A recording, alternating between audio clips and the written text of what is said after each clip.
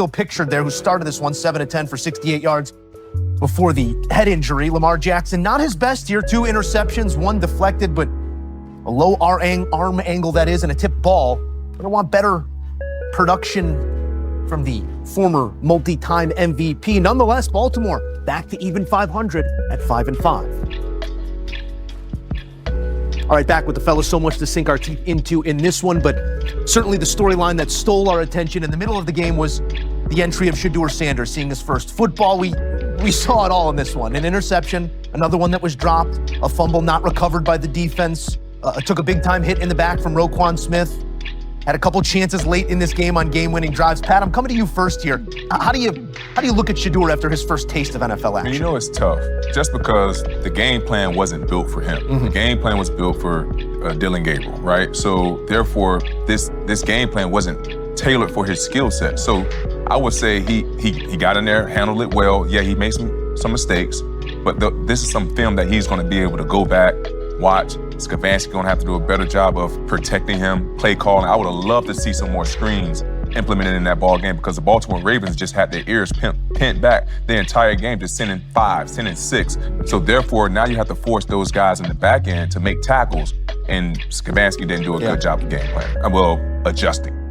And this is what's expected in the life for a rookie quarterback who has yet to play. Mm-hmm. You get your first action in the month of November, which is a very, very important month when you look at playoff implications, and you're playing against a divisional foe who has no room for error in the Baltimore Ravens. It felt like when Shedeur came into this game, instantly it clicked. We're bringing pressure.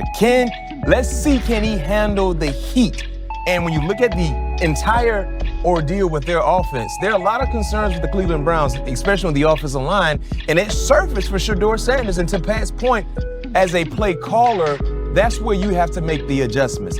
Our offensive line, they're a bit uneasy right now. Let's get him some rhythm throws. The first pass was something that I would love to see implemented with Shedeur the entire opportunity in the second half. The first pass was a rollout, quick rhythm throw. Get him in that rhythm, get him in space where he's not a sitting duck for the Ravens to kind of peel their ears back on and hunt, because they hunt. Now for the Baltimore Ravens, this was a game you could not afford to lose. Yeah. It was close, and this is what happens when you play Cleveland in that 4 p.m. window. They're a bad ball club. It's gloomy. It's 4 o'clock, but it feels like it's 10 p.m. because it's dark outside, and you can kind of sleep at the wheel a little bit in those situations, and Baltimore did. But they made the necessary plays to be out to get the much-needed win. They got to be better. We'll get to that side in a moment, JJ, but I want your thoughts here, because I know you're familiar with Pandora's Box. It feels open right now. Shedeur Sanders in the football game. We heard the reaction, visceral from the crowd. Hard to take him out moving forward. Well, maybe. We'll see. Yeah. And so here's the thing. I have been saying for some time this season, we will see Shedeur Sanders go out there for the Cleveland Browns. It was either going to be because of poor play from Dillon Gabriel. At this point, we had seen 6 games of him. You hope it's going to be better. But more likely than not, whether it was play or injury, we were going to see Shedeur Sanders. So the concussion knocks out Dillon Gabriel for this game. It's hard to get out of protocol in just 1 week. So it is very possible, I would say the odds are more likely than not, that Shedeur Sanders will be the starting quarterback this upcoming week for the Cleveland Browns. But before we get to that, we also have to put into context and perspective Cam Robinson, the left tackle, who's the backup left tackle at this point in the season, he went out in the game. And so Shedeur Sanders was down his blindside protector. Maybe that impacted certain things that Kevin Stefanski and Tommy Rees, now the play caller at OC, could do for Shedeur Sanders. He was a guy who looked like a rookie out there who, until 3 weeks ago, wasn't even working with the second team. Mm-hmm. Right? He was the third string quarterback. They go trade Joe Flacco. He becomes a second string quarterback. And now he's thrust into throwing with the ones really for the first time. Right? And so now he's very likely going to get a full week of practice for the Cleveland Browns. Hopefully they can get a little healthier. Hopefully the game plan is going to be more tailored to Shedeur. And they go on the road, but they face the Las Vegas Raiders. That's not the Baltimore Ravens. Right. And so we will get a much better idea, if it is Shedeur, if Dillon Gabriel remains in concussion protocol, of what kind of quarterback Shedeur is in the NFL this upcoming week.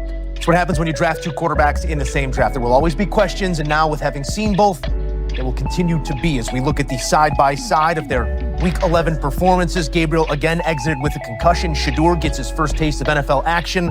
There were moments, there were flashes, but maybe we will see more. Shedeur, 4 of 16 for 47.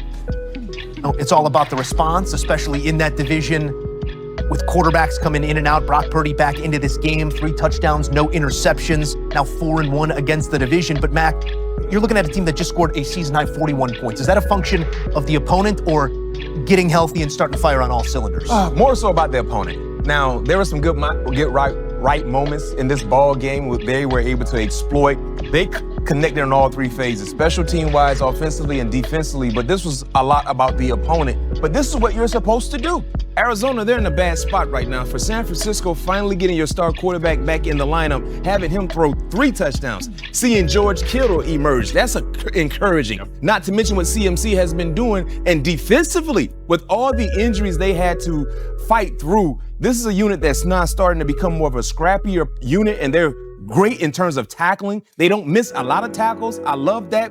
And they're playing with a lot of confidence. And yes, they're 7-4, but within their division, they're not afraid of the big bad Rams. They're not afraid of the big bad Seattle Seahawks. They believe they can compete with those said teams at any given time. They're 7-4 right now.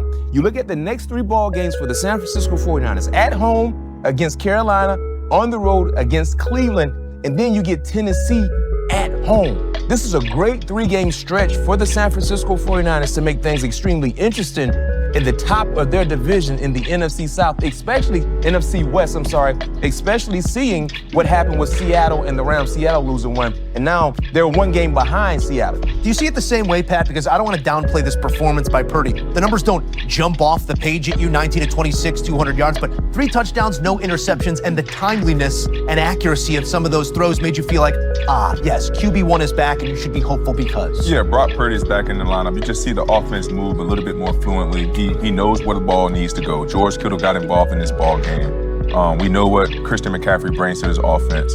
And picking up those key third downs, keeping their offense on the field, their defense off the field, that's why the defense was able to play as fast, as fresh, as confident as they did because of the way the offense was able to sustain drives.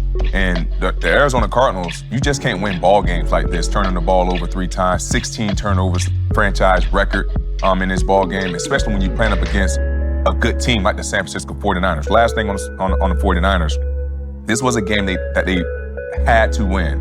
You know why? Because they still have one of the weakest schedules in the NFL. So they have to be able to take advantage of moments like this, and they did.